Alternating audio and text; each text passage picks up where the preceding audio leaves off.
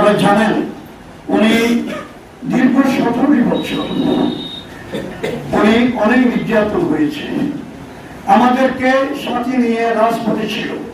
আজকে অনেকে যারা জনগণের সাথে সম্পৃক্ত ছিল না, যারা যে জনগণের কাছে ছিল না, তারা কিন্তু আজকে কমিশনের জন্য অনেক দুর্ভোগ চালাচ্ছে, কিন্তু সেটা হবে না।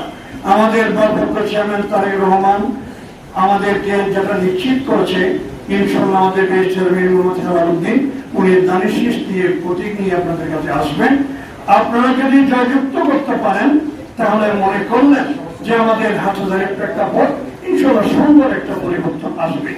আর বিশেষ করে আপনাদের কাছে আরেকটি অনুরোধ জানাবো, ওই অনুরোধটা যে মনে করেন আজকে যদি আমরা যদিও তো দানের শীষের মধ্যে আমাদের যদিও তো 200-এর অধিক, 250-300, যদিও তো 300 যদি না হয়, আমরা মেজরিটি পার্সেন্ট যদিও তো আমরা সরকার গঠন করার মতো যদিও তো আমরা পেয়ে যাই, তাহলে ইনশাল্লাহ আমাদের সব প্রেসিস্ট প্রতিহিত হবে বলে আমি মনে করি।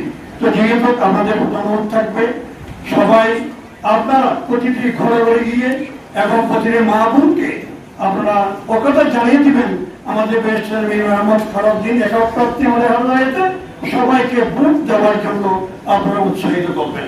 এই নিয়ে আমার বক্তব্য শেষ করলাম।